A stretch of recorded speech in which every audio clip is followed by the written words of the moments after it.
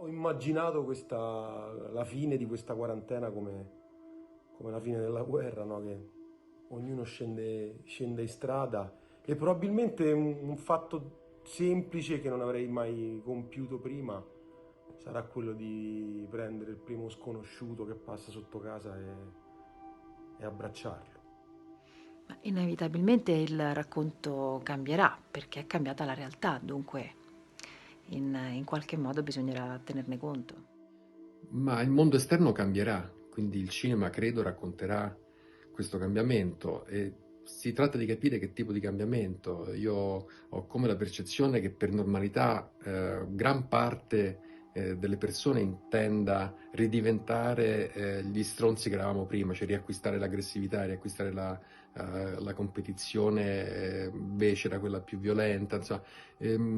Questo modo di vedere le cose per i primi 8-10 giorni di questa enorme vicenda ho come avuto l'impressione che potesse farci uscire con un senso della collettività importante, maggiore.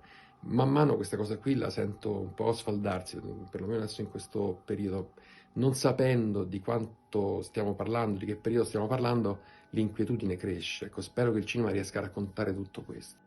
Dunque, la prima cosa che farò quando si potrà tornare alla vita normale sarà sicuramente stare al sole come una lucertola, produrre vitamina D.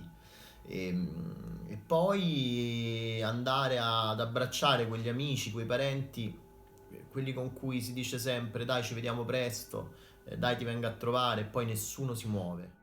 Quando torneremo alla vita normale e tutta questa angoscia sarà andata via, io ho voglia di stare all'aperto, di viaggiare, ho voglia di andare al nord Italia, al sud Italia, nella mia campagna.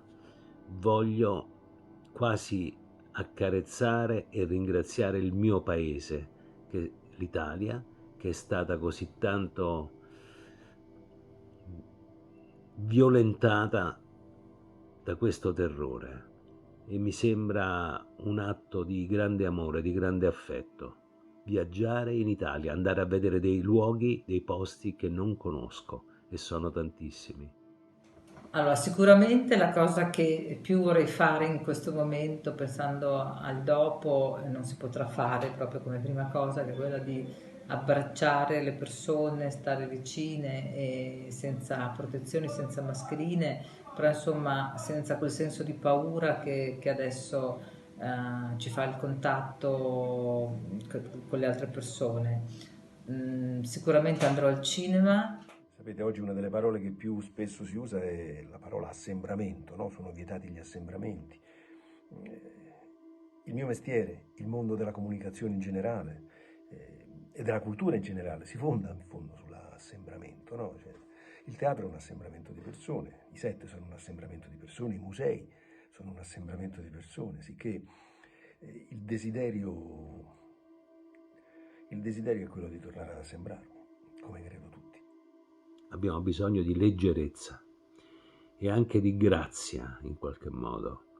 Quindi scriveremo racconti, affronteremo temi in cui leggerezza, divertimento, grazia saranno al primo posto.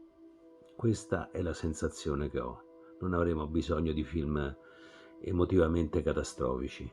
Già stiamo passando questo periodo che è un brutto film e non lo vogliamo più rivedere.